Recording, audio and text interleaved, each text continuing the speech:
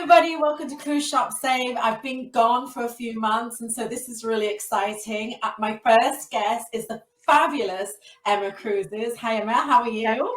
Hello, I'm good. Thanks for talking to me again. We talked a long time. I don't know how long ago it was, but it seems like forever ago, doesn't it? I know. And I've really missed doing these videos, and I'm hoping to polish them up and do them a lot better and bring some great topics to the table. So today we're going to talk about a couple of things. One of them is that you just got back from a cruise, so we want to hear all about that.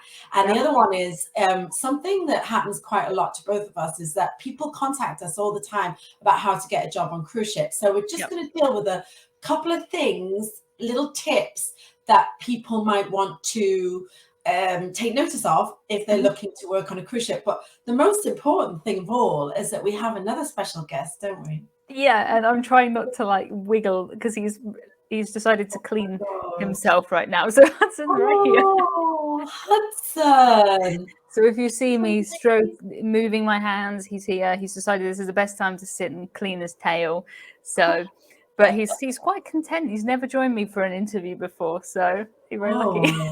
Well, it's because I love cats. So must be. I'm a fellow cat lover. My cats are nowhere to be seen. They're still kittens. There's no way they'd come on my lap. So that's amazing. Oh, I hope he doesn't move. No, I'm trying to stay, not be too, I'll try. Yeah. But he seems happy, so yeah, honoured. Oh, amazing. That's fabulous. So tell us, what cruise ship were you just on? So I was on P&O's Ventura for a Christmas cruise. We were cruising over Christmas from the UK to the Canary Islands. Very exotic for Christmas. Yeah. And how was it? It was good, yeah. So this cruise wasn't a cruise I originally booked. I originally booked another cruise. It was cancelled. This was the substitute itinerary. I'm not a big fan of many sea days on a cruise, especially in December when the weather can be rough. I do get quite seasick. And we did have 7 days at sea out of 12. It was a brilliant cruise. P&O was great. I loved the ship. I had so much Christmas food and Christmas movies and Christmas shows and Christmas everything. Yeah, but it was the roughest cruise I've ever been on. And I took more seasickness pills than I've ever taken in my life. Gosh. So how, on a scale of 1 to 10, because you're a regular cruiser, how rough was it? So it was rough enough that we couldn't get into our first port. We got right up to it. They decided it wouldn't be safe to dock, so we left. Right. It was rough enough that, the outside decks, you couldn't go out there. They were closed off. They stopped doing the theatre shows because no one could dance. Oh, so it was quite rough. That's rough. Yeah, we did have a proper thunderstorm in the middle of the night, which was very cool. I had a balcony cabin, so I could open the curtains and just see the light. It's scary at sea, a thunderstorm, but it was very cool. And it was gale force winds. They gave me a little log and it said on it, gale force, storm encountered, couldn't get to Madeira. Gosh, Madeira is so nice, isn't it? Yeah, I know. I was looking forward to it because we had 3 sea days. Then we were planning to be in Madeira and it became 4 sea days. It was great, but it was rough. Yeah. Rough, yeah. And do you have some great video footage that you can share with the viewers? Are you doing a video? Yeah, so I was, of course, there, when the waves are splashing up on the lower decks and when everything's blowing around, I'm filming everything and I'm saying, guys, stop, I need to film the Christmas tree that's like rocking inside. Oh my God, that's amazing. Yeah, because everything was decorated for Christmas and I've never seen such a Christmassy ship. P&O really went out with the Christmas decorations. They did everything. But I was, everyone else was filming normal things or taking pictures and I was there filming, stuff rocking. So I'll make a video about what it's really like in a storm on a cruise ship. I see a lot of videos with not realistic experiences, and it was fine. It was fine. I took plenty of seasickness pills. I was okay. I still ate all the Christmas food. I wasn't going to miss out on Christmas. We had a sea day on Christmas and I was determined not to miss out. But I'll be making a video about the actual storms that we went through and also one about Christmas because it was a very British Christmassy Christmas. Oh, I love it. Yeah. Oh, I love it. I used to work, I haven't cruised on a ship for Christmas, but I worked on a ship for Christmas and it is the best place to be. It's so less hassle. You don't have to deal with shopping and doing all, you just got to pack. Yeah. It was so, with Christmas is great. I love Christmas, but there's a lot of what have I forgot? I need to run out and get this. I need to do this. But because we were on the cruise, we didn't really do presents because we're on like the cruise is the presents. Someone else is cooking dinner. Someone else is washing up the dishes. Like there's nothing you have to do. No pressure. Apart from not feeling seasick. That was my only job for the day. And I started the day with a chocolate orange, and I was fine because I wasn't going to miss Christmas. So that's the tip. That's a tip. Yeah, take chocolate orange citrus, sugar. Because they do say to have if you do feel sick, because obviously you can take tablets, but if you try a green apple, so chocolate orange, one a day. I think it's a stretch, but I was determined. I mean, I knew that the weather was going to be rough, so I just took the travel sickness pills as much as it recommended, and it was fine. It was fine. It makes me quite sleepy, but there's no reason I can't take a nap on a cruise, so it was fine. Amazing. I love that you're going to do a video, and I will definitely be watching that, and I'll put a link for people to watch that, because you're right, there's so many videos out there that some of them are really old. They're really bad. It's like it'll be like the smallest ferry that's in Canada, and someone's like, cruise ship stuck at. No, it's not. In reality, your drink's not going to spill. You're not really going to fall. Things just move, like the curtains slightly. It's not. Not the end of the world. It takes a lot to move that. And the thing is that I think what a lot of people don't realize is that the captain's he knows where the weather patterns are, and they can actually sail away from any real potential danger. I mean, they can, they just sail away. They know what the weather patterns are. And in fact, they made a deviation. They do the deviation, certainly. So they made a deviation on your cruise to make sure that you were safe. Multiple deviations. So we couldn't dock in Madeira to begin with. And then when we were sailing away from Lisbon, we were supposed to sail away around, I think 5 or 6, like a usual kind of evening time. And they postponed it till 10 p.m., I think. Then we had a medical emergency evacuation. So we didn't leave until 2 in the morning. And we had, I think 3 medical evacuations on that cruise. It was a lot of things happened during this cruise. A lot of things going on. Do you know what though? I will say it does medical evacuations happen all the time. But they're very well equipped, aren't they? And what was the ship like itself? What was the Christmas decorations like? Was it really amazing? It was really Christmassy. So as soon as we walked on, they had. It couldn't have been real ice skating, but someone who looked like they were ice skating in the atrium. There's Christmas decorations all the way up the banisters, huge Christmas trees. All of the staff were wearing Christmas hats.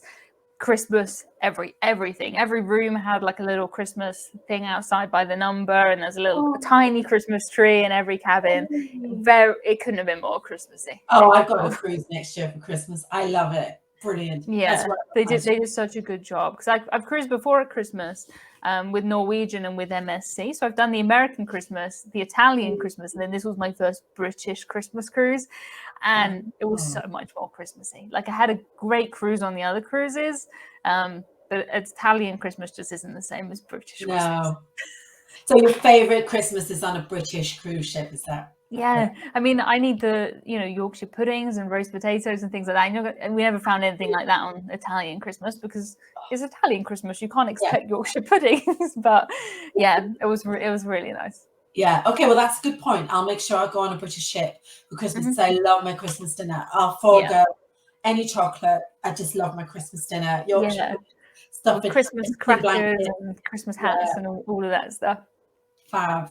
And are you going to do a video about Christmas as well then? Yes, so I'll be comparing it to my MSC Christmas, I think, because I had a brilliant Christmas on my MSC cruise I did a few years ago, but it was just bizarre. I don't really know how else to describe it other than bizarre. It was unlike any Christmas that I've ever been on, whereas this one was, we had Christmas crackers with dinner, we wore the Christmas hats, there were Christmas carols, you knew all of the songs. The Christmas trivia, you could, it was very much what I was used to for Christmas. I think I'm going to book it now. I'm just going to go book it now. It was really nice. Because there's still good deals to be had at the moment, isn't there? Lots of really good deals. So if anyone is watching, you do have a link, don't you? Yes, so people can book through me now if they're in the UK, which is exciting, because when I'm on cruises, I'm still kind of working and seeing everything coming in. And when I see people come in to book what I'm on, I'm like, yes. It's so exciting. Amazing. I don't know. I mean, I've had people inquire about the type of cruise I took because they love the rough seas and because they want to do that. Yes. I don't know that I would recommend a 12-night with 7 sea days in December to someone who does get seasick like myself. As I said, I didn't book this itinerary. It was a replacement itinerary. But on the other hand, some people love it. They're like storm chasers. They love it. So they like the excitement. My husband would something for everyone. Just find the right time. My husband would absolutely love it. And in fact, when I was on ships, I used to love that moment where usually it's nice and warm, but you're on the front desk and the ship actually sails into a rainstorm, a rain shower, let's say. And it's like a curtain. It's so bizarre. Yeah.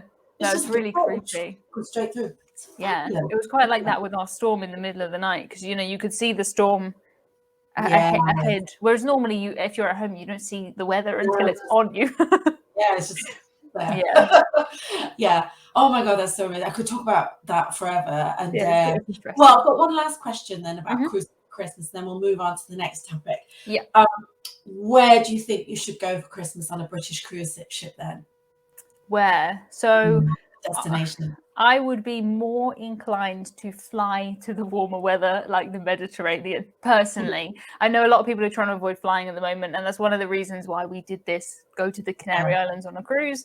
But the MSC cruise I did was in the Mediterranean, and you just can't beat it. It doesn't take very long to get to somewhere like Spain on a plane.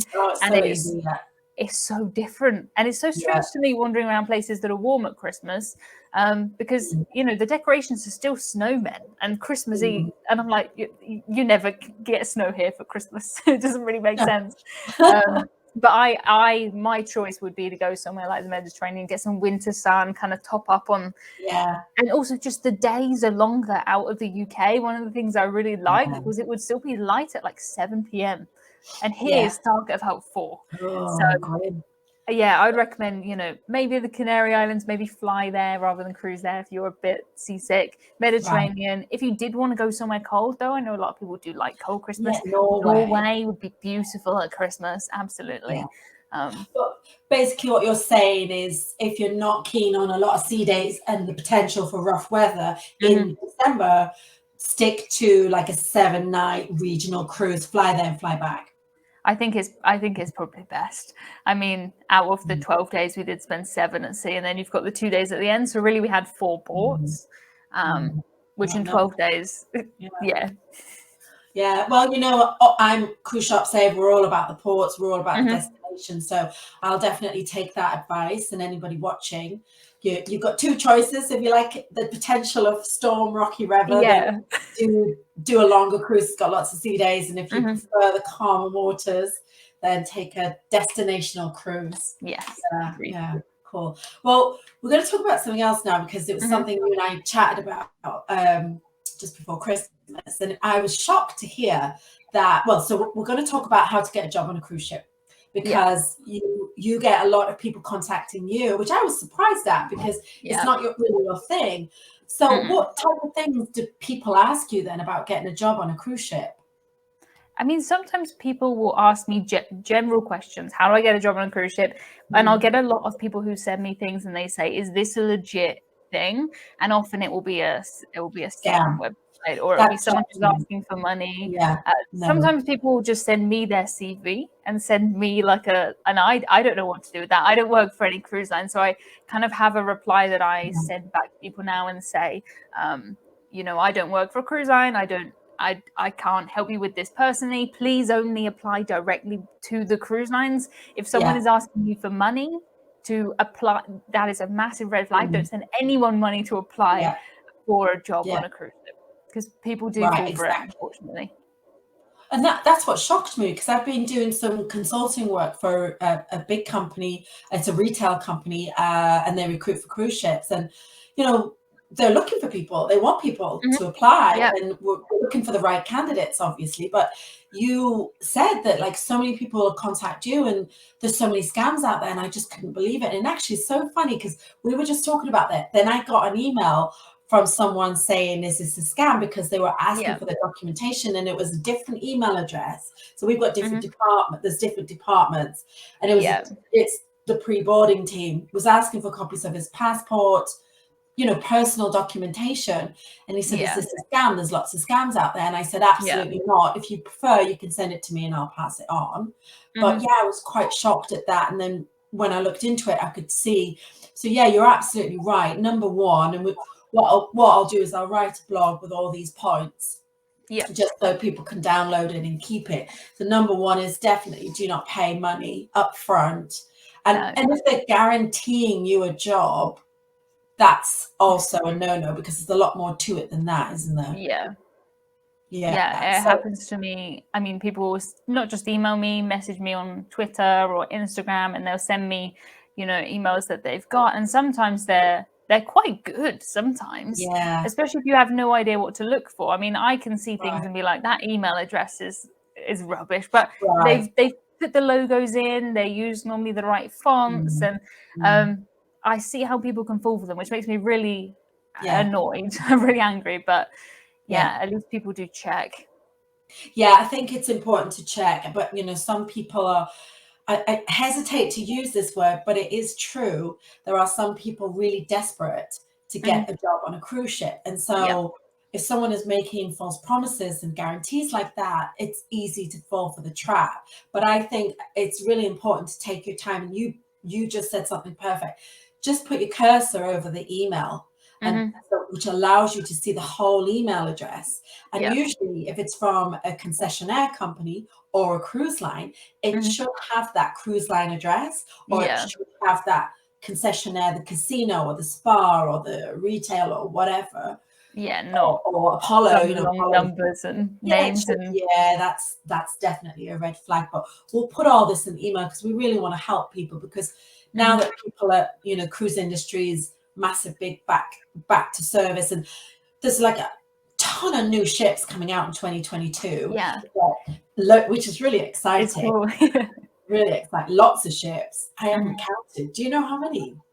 Oh, like a lot. A lot. Yeah, I don't know, but every cruise line I think has got new ones. Multiple, some of them. Yeah.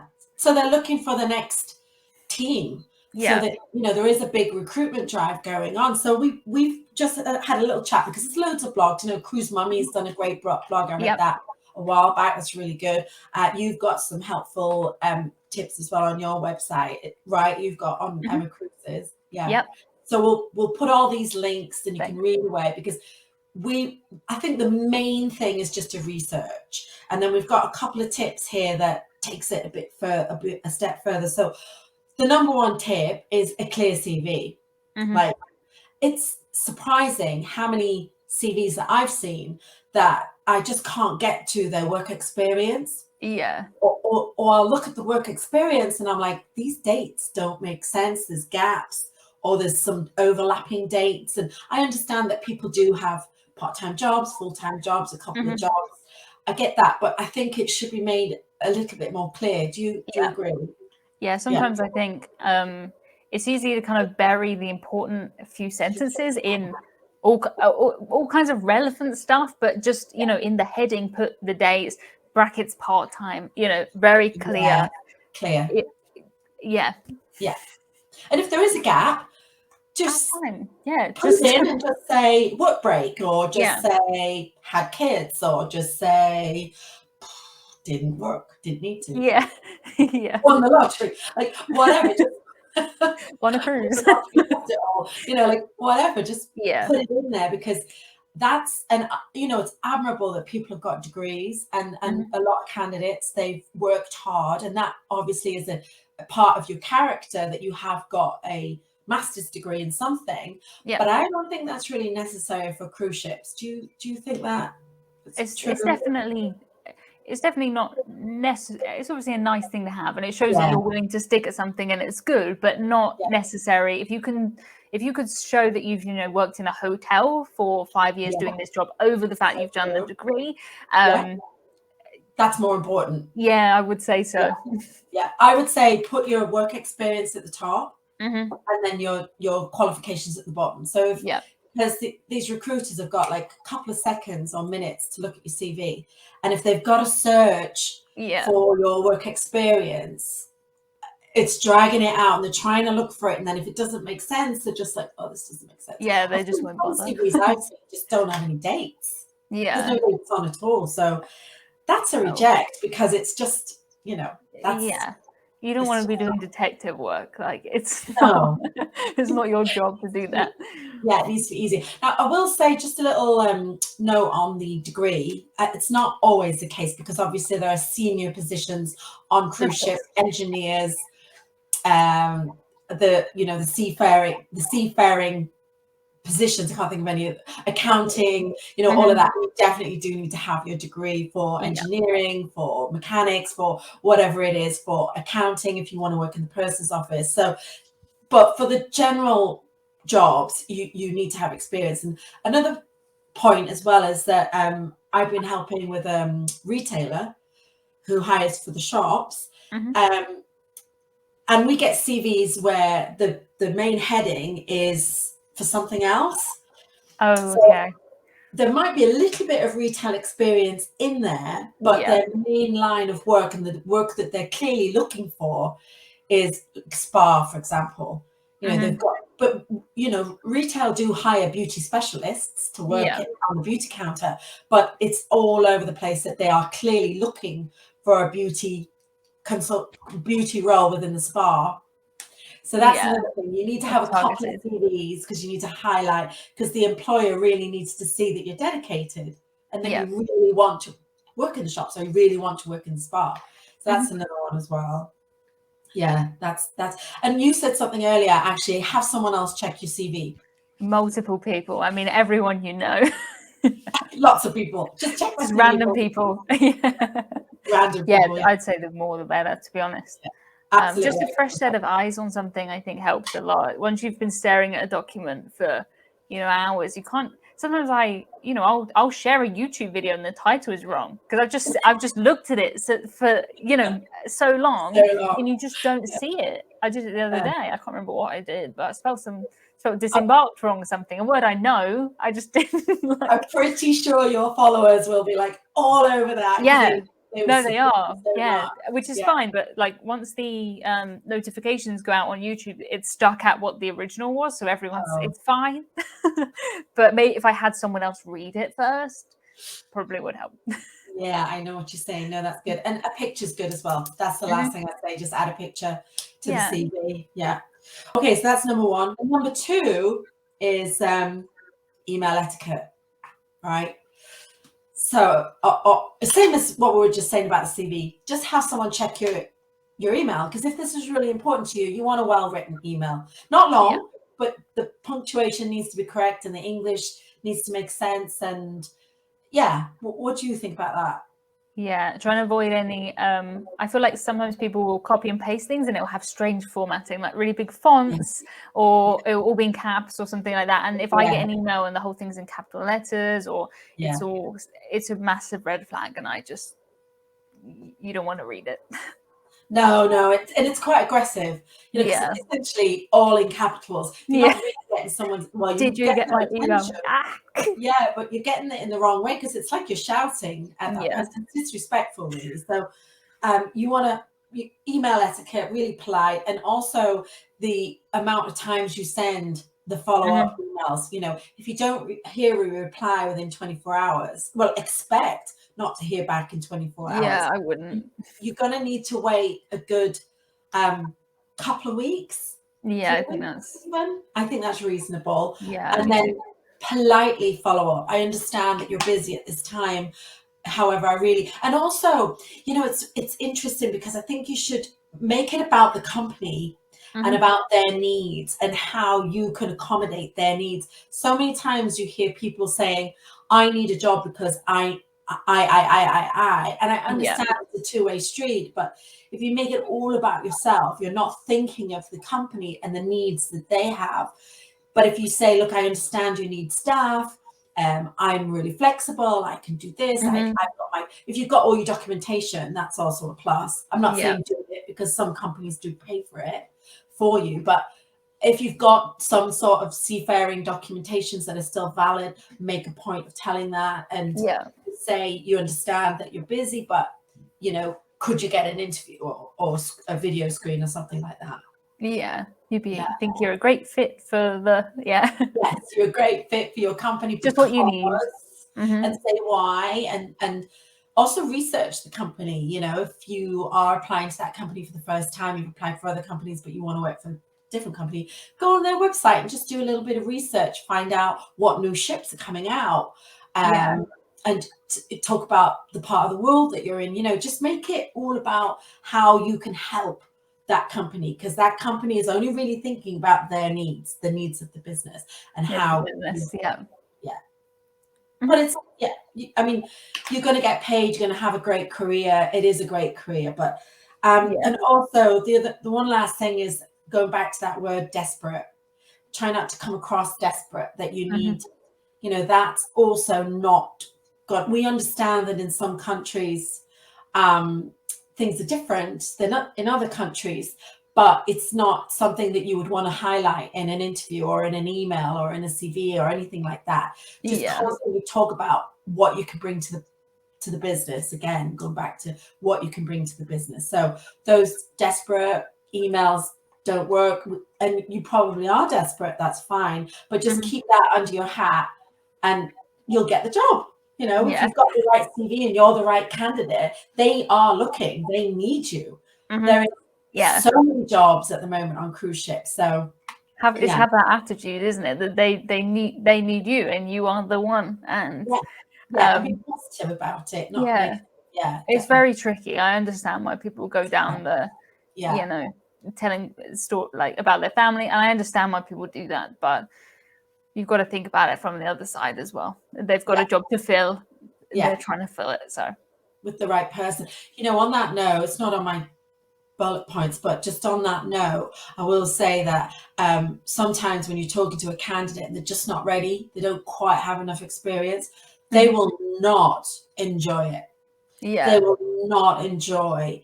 It's such an upheaval, you know, especially now, to leave your country, get on a flight, do the PCR test, you know, it's everything. And then when you get to the ship, you do not have time to train. There's no learning curve. You have to hit the ground running. Your supervisor, your manager will want you just to get on with it. And so there's an induction. Don't get me wrong. You do have inductions, safe training, but if you're not quite experienced enough, your manager doesn't have time to train you. And so sometimes with candidates, I have said, reapply in a year, because you're brilliant. You know, if this is the line of work that you want to do, reapply in a year, because you tick all the boxes, but you're just not going to enjoy the experience. It's just a lot of pressure, you know. Which is much better. It's much better to get the job in a year and stay for 5 years because you like it, rather than get there and come back in 2 weeks because you're not prepared and you don't like it. So yeah, absolutely, exactly. I mean, you've cruised many times. You've met so many fantastic crew members and staff, and that's a large part of cruising. So you want to be relaxed. You don't want to stress about your job so much that you're not enjoying the guest interaction. You're not enjoying the experience of working on a cruise ship. So you have to have that job nailed. You can do that in your sleep. You can do your job in your sleep. You've got the experience. So sometimes when you do get rejected, it's done you a favor, because you can reapply. It's not over. And actually, that's point number 3. Point number 3 is, if you get rejected, so a lot of people try and change their email address or something like that and reapply, but on these systems they cross-reference you, and they can see how many times you've applied on different email addresses, and that also gives a lot of work to the recruiter. And it shows that it feels like you don't really respect the rules if you're just you know, changing your and then just trying again, and they're not going to want to employ someone who's not sticking to the rules, because it's a little bit sneaky. It does feel a bit a good first impression. No, it's not. So I think the best thing to do with your time, rather than constantly reapplying with a brand new email address that you've forgotten about and you don't check, you might actually get an interview and you've forgotten that you've got 12 email addresses. The best thing to do is actually ask for feedback. If you do get rejected, send an email, because I know a lot of companies that will provide you with feedback, and it could just be that you need to have a bit more experience, or you don't have the right kind of, you might be in that line of work, but you just don't have the right kind of experience. But these recruiters are good, man. They know what they're looking for, 100%. So who else better than to get feedback?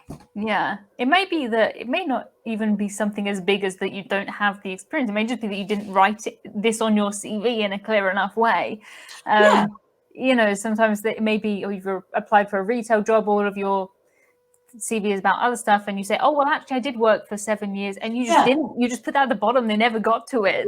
So just things like that. Put that at the top. Yeah, no, the feedback's so worth it. So worth it. Is, sending an email, Yeah, totally. Just ask for feedback. And actually, that's admirable. If a recruiter sees that, they go, oh my God, this person really. And then they apply again in a year. They'll be like, good. A year goes by real quick. And there's always jobs on cruise ships. Not like there's one job that everyone's going for. You could always, different cruise lines, you know, one gives you feedback and then take it, go somewhere else. Yes. Not saying you can't do that.